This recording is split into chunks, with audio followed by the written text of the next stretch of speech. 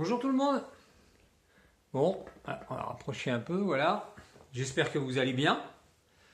Moi, écoutez, tout va bien, hein, comme d'hab. Euh, alors, je vous avais promis une vidéo sur l'hormonothérapie et le sport, mais j'ai pas encore eu le temps de dévorer, je dirais, tout le pavé. Donc, et en attendant, j'avais un autre sujet qui me tenait à cœur, donc c'est pour ça que je voulais vous en parler ici. Voilà. Et, avant tout, vous voyez, j'ai un beau suite à Normandie, hein, normal parce que c'est consacré au débarquement. Et puis surtout parce que on est le 14 juin, dans une semaine, c'est l'été, et il pèle. Mais il pèle. Hier soir, j'ai encore mis un coup de chauffage, il fait super gris. Voilà. Voilà ce que je pense. Hier et avant-hier, j'étais dans le sud, j'étais à côté de Saint-Rémy. J'étais en train de rendre service à la famille, hein, et il faisait 25 degrés, il y avait du soleil, donc voilà.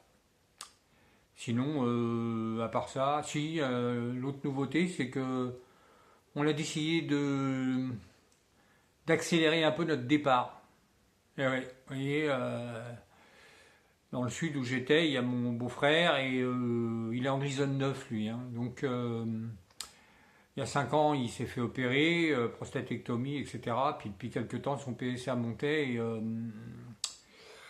et là, ils viennent de lui trouver un truc au poumon. Voilà. Donc, il est en plein la biopsie, il attend les résultats. Comment dire, ça nous a fait un peu réfléchir, quoi. Et on s'est dit que je suis à la retraite, moi, à la fin de l'année, officiellement, et ma femme, avec la nouvelle loi Macron, au lieu de 2 ans, elle sera obligée d'attendre 3 ans encore. Donc on s'est décidé, on a dit qu'on avait ras-le-bol, dit qu'on n'avait qu'une seule vie, hein, et que ça suffisait comme ça, on avait assez bossé, on avait assez cotisé. Donc je pense que l'année prochaine, on va tout bazarder, la maison, le magasin, tout ça, et puis on va partir au soleil. Je dis, hein, il y aura 2 ans, pendant 2 ans, on trouvera un truc à faire, où elle trouvera, ou ben elle attendra sa retraite pendant 2 ans. Hein, c'est pas 2 ans, elle va perdre 50 balles, mais bon, on n'a qu'une vie, quoi. Et là, on lui donne encore plus de valeur. Donc, on va dire ciao, même on va dire carrément ciao à la France, parce que ça devient de plus en plus inhabitable. Hein. Mais moi, c'est ce que je pense, voilà. Et puis en plus, avec ce temps pourri, bon. Bref, bon, ça c'était pour le petit écart. Maintenant, on va parler du sujet principal, donc celui dont je voulais vous parler, c'est ce fameux deuxième avis. Voilà. Alors, le deuxième avis, c'est-à-dire choisir d'aller voir un autre médecin ou un autre spécialiste pour avoir un autre avis. Comment dire? Alors, c'est pas toujours, enfin, c'est pas toujours, c'est évident en vérité, hein, mais ça percute pas toujours. Moi, la première fois, vous voyez, c'est pour ça que j'en parle un peu. La première fois, c'était un toubib que je connaissais bien, enfin que je connaissais bien. Tout est relatif, c'est-à-dire que j'avais déjà été le voir un an avant. Bon, il y en a beaucoup qui connaissent l'histoire. J'avais un problème, j'avais mal dans le milieu des reins, j'avais mal dans les intestins et tout. Et puis bon, j'avais 58 ans et je me disais, on ne sait jamais à cet âge-là. Déjà, vous voyez, j'avais un peu peur, le côlon, les intestins. Si je vais aller le voir quand même.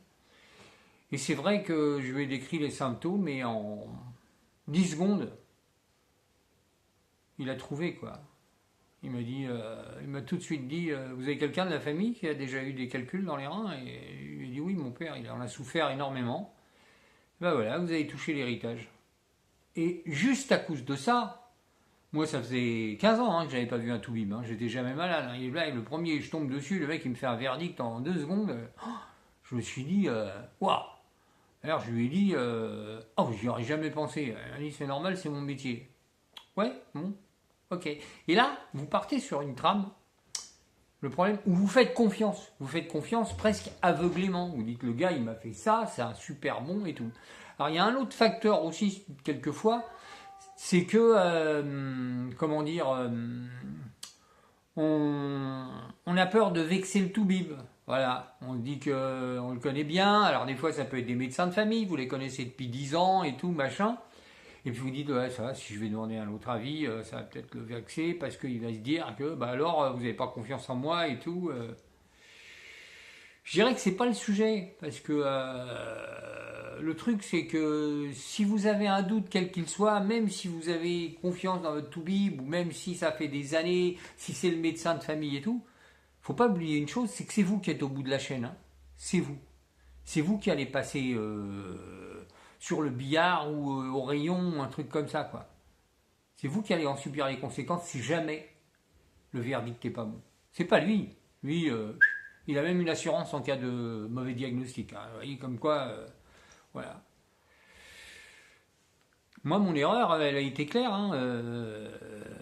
Voilà, hein. En 2021, quand je me suis pointé et que je lui ai dit que j'avais des problèmes pour uriner, et qu'il m'a dit ouais, c'est rien, ça arrive 59 ans. Bah. Et encore, il m'a dit que ça allait peut-être empirer. Et puis il a fallu que j'insiste, et au bout de 2 mois, quand j'ai insisté, il m'a passé les examens, le PSA à 29. Et puis un scanner et un scanner et une échographie. Bien, mais des examens bien insuffisants pour ce que j'avais. Bien insuffisants. Parce qu'il était déjà là, le cancer. Là, c'est sûr, même tous les spécialistes que j'ai vus après, ils me l'ont dit. Que d'abord qu'il était déjà là et que mon toubib, il avait fait une erreur, mais monumentale. Et j'ai pas cherché plus loin. J'ai pas cherché plus loin parce que j'avais confiance. Et puis en plus, bah bon, quand il m'a diagnostiqué une hypertrophie bénigne comme il dirait, j'ai eu beau chercher sur Internet, parce que bien sûr, le Graal, on va chercher sur Internet et tout. Mais sur Internet, j'avais pas de PSA élevé correspondant à une hypertrophie. Donc je cherchais, à chaque fois ça revenait sur cancer. Ça aurait dû m'ouvrir les yeux. Ça revenait sur cancer, 29 cancer. Voilà, cancer en stade avancé. Et non, j'étais là, j'insistais, et puis à la fin, bon, j'ai trouvé des conneries sur les forums du genre en cas d'infection ou de hypertrophie, le PSA peut s'élever, disons, notablement, voilà, c'est ça, ouais, notablement, c'est-à-dire qu'on peut vraiment voir qui s'est élevé, mais de combien? Il n'y avait pas de précision. Donc j'ai fait confiance à mon toubib. Voilà. Et ça a été une erreur. Je ne vais pas dire fatale, mais ça aurait pu être une erreur fatale. Attention. Parce que quand j'y suis retourné en 2022 et qu'il allait partir à la retraite, que je lui ai un peu tiré, il a pas bougé de sa position. Il m'a dit oh mais non, on sait ce que c'est une hypertrophie, arrêtez de vous faire, enfin c'est tout juste qu'il m'a pas dit arrêtez de vous faire des films, quoi. Et puis et heureusement, il est parti à la retraite. S'il n'était pas parti à la retraite, on va bosser avec des si, j'allais tout droit dans le mur. Parce que j'aurais pas consulté quelqu'un d'autre. Et parce que il serait peut-être écoulé 1 an de plus, 2 ans de plus. Et là, c'était fini. Là, c'était la morgue à brève échéance. Hein, le bol que j'ai eu qu'il parte à la retraite et que je consulte un autre médecin. Donc en fin de compte, je l'ai eu le deuxième avis. Mais je l'ai eu avec 1 an de retard. C'est ça le problème. Avec 1 an de retard, votre glisone 9 qui était en stade 2 ou 3 parce qu'il n'était pas sorti de la prostate, il s'est transformé en stade 4. C'est-à-dire que métastasé au ganglion et voilà. Voilà. Le deuxième avis que j'ai pas pris et qui a été une énorme erreur de ma part. Voilà. Bon, après, on dit c'est fait. Je m'en suis pas trop mal sorti avec les rayons. Il n'est pas dit qu'à l'époque, avec une prostatectomie, je m'en serais sorti mieux, même si c'était 1 an avant. Voilà, il n'y a pas de... Mais 1 an avant, il n'était pas sorti. Voilà. Et puis ensuite, par contre, j'ai appris la leçon. Hein. J'ai pas oublié. Hein. Ce qui fait que quand j'ai vu le deuxième urologue, parce que le premier... donc là, on parle en 2022, hein, parce que le premier était très gentil, très compétent, mais l'hôpital, la Dreux, ne suivait pas. Donc j'avais pas envie d'attendre 3 mois par examen ou un truc comme ça. J'ai pris un urologue qui était sur la toile extrêmement compétent. Un gars de l'hôpital américain qui était connu, machin truc, qui m'a dit tout de suite, au début il hésitait entre la prostatectomie et les rayons, mais au final il m'a dit que ce serait les rayons parce qu'il n'y avait pas 36 solutions. Bon, Et surtout, il m'a parlé de la fameuse résection de la prostate. Alors, quand je dis peut-être que c'était un peu de ma faute qu'il en a parlé, c'est lui qui m'a demandé est-ce que j'avais du mal à uriner. Je lui ai dit oui, oui j'ai du mal à uriner. Voilà. Après, il m'a pas demandé sur une échelle de combien à combien. Il m'est arrivé une fois en vacances où j'ai été piégé, comme qui dirait, où je suis tombé dans une fête où il y avait des toilettes publiques, où il y avait la queue. Donc déjà, vous avez envie d'uriner. Deuxièmement, il y a la queue. Donc il faut rentrer et il faut être rapide parce que vous savez qu'il y a plein de monde derrière, rigoler. Sauf que vous n'y arrivez pas à cause du stress. Hein, et vous ressortez, vous avez fait 3 gouttes. Sauf qu'après, bah, ça monte en pression. Et plus ça monte en pression, plus vous avez de mal à uriner. Ça a été l'enfer ce soir-là. Plus vous avez de mal, je me suis été me barrer derrière les arbres, j'ai essayé, mais c'est pareil, ça sortait pas. Là, je me suis dit que j'étais vraiment dans la merde. D'ailleurs, à la fin, on s'est barré un peu en avance. Je lui ai dit à ma femme, il faut qu'on se barre, là, j'ai un problème. Et puis, elle a arrêté la voiture un peu plus loin, où j'ai pris un peu plus de temps. Hein, elle a attendu dans la voiture, j'ai pris 5 minutes, quoi, et puis j'ai un peu, s'en est sorti un peu, de quoi tenir jusqu'à la maison, et à la maison, je suis resté une demi-heure sur les toilettes, quoi. Là c'était le cas, mais bon, parce que dans le cas, il ne faut pas se laisser piéger, hein, quand vous avez la prostate qui est grosse comme un brugnon et que vous laissez le truc et que ça monte, que la pression monte, ça va tout boucher et là vous allez être dans la merde. Et c'est ce qui s'est un peu passé. Donc effectivement, quand le Toubib m'a dit est-ce que vous avez du mal, je lui ai dit oui j'ai du mal, mais il n'y avait pas d'échelle. Et donc ce médecin a décidé de me faire une résection. Il m'a dit par sécurité, parce que avec les rayons, votre prostate va s'irriter, machin truc et tout. Sauf que l'opération, elle coûtait 10 000 euros aussi. Et que là où j'étais, c'était pas remboursé. Et que fallait faire vite. En plus, fallait faire vite parce qu'après, ils voulaient mettre les rayons et tout. Donc, d'un seul coup, au 15 décembre, ils me placent l'opération le 6 janvier. 3 semaines de réflexion avec un anesthésiste qui veut que je passe des tas d'examens. Nous, on voulait aller chez ma fille quelques jours, on s'est dit, bon, on va tout annuler à cause de ça et tout. Puis d'un seul coup, je me suis dit, mais attends, stop. Je me suis rappelé du temps où j'étais vendeur et où je faisais, pour faire signer un bon de commande, je pressais le client pour que ça aille le plus vite possible, parce que comme ça, il n'avait pas le temps de réfléchir. Et là, je me suis dit, je suis dans la même situation, là. Là, le gars, il veut que je m'opère tout de suite, il veut que ça aille vite et tout. Et là, je vais plonger là-dedans. Parce qu'on allait plonger, hein, si ça me coûte cher, mais on allait plonger. Et puis je me dis, stop, arrête-toi. Il faut que tu réfléchisses. Réfléchis bien là, parce que là tu vas te lancer dans un truc. La résection, tu vas avoir des effets secondaires qui vont être assez costauds. Tu peux avoir de l'incontinence, ça peut y avoir des infections, enfin bon, ça peut être assez lourd. Et puis là j'ai dit non.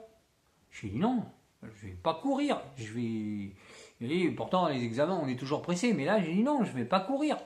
Il faut que je réfléchisse, merde, c'est pas rien. Et j'ai appelé le service, j'ai annulé l'opération. Voilà, bon. Tac, et puis je suis parti tranquillement, on est parti passer les fêtes et tout, chez ma fille, il y a plein de monde, et ça m'a laissé le temps de réfléchir. Alors après, automatiquement, je me suis dit, automatiquement, je vais prendre un deuxième avis. Voilà, pour la première fois, je me suis dit, là, j'avais regardé, il y avait des gens sur internet qui disaient il faut prendre, il faut pas, il faut ceci, il faut cela. Moi j'en ai pris un, c'était mieux, j'en ai pris un, c'était pareil, mais bon, enfin bref, si, il faut que j'en prenne un autre. Absolument. Alors après, voilà, il y a aussi le fait que prendre un deuxième avis à l'heure actuelle, dans le contexte médical où on vit, ça peut devenir compliqué. Alors vous avez votre Toubib, votre deuxième avis, ça se trouve, vous allez attendre le rendez-vous pendant 2 ou 3 mois. Et là, là, vous perdez tout le bénéfice et c'est pas possible. Donc il y a aussi des gens à cause de ça qui ne le font pas. Faut trouver, il faut chercher et puis il faut trouver. Moi, à l'époque, j'avais choisi l'Institut Montsouris à Paris. Je me suis dit, je vais téléphoner puis je vais voir. En me disant, j'espère avoir un rendez-vous rapidement parce que tant qu'à faire. Bon, alors après, j'étais un petit peu tranquille quand même parce que j'étais déjà, depuis le 15 décembre, j'étais sous hormonothérapie. Donc à partir du moment où je me suis fait piquer en firmagon, je me suis dit, bon, pas d'affolement. Le truc, pour l'instant, il est au ralenti. Ça me laisse un petit peu le temps de décider. Effectivement, quand j'ai été à Montsouris, j'ai pas regretté. j'ai pas regretté la décision de prendre ce deuxième avis, quoi. Parce que le toubib que j'ai rencontré, qui était aussi quelqu'un de très réputé, de connu, tout de suite, d'abord déjà, ce qu'il m'a dit, il m'a confirmé le diagnostic et m'a confirmé le traitement. Exactement comme le premier, il m'a dit radiothérapie. Voilà, il n'y a pas 36 000 solutions, c'est la radiothérapie.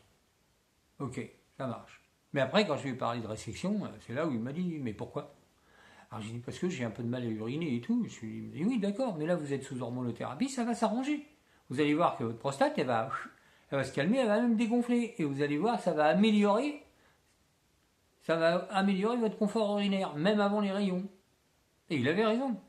Il avait raison, parce que les rayons, je les ai commencés fin février, et déjà avant, à 15 jours, 3 semaines avant, ça allait déjà beaucoup mieux.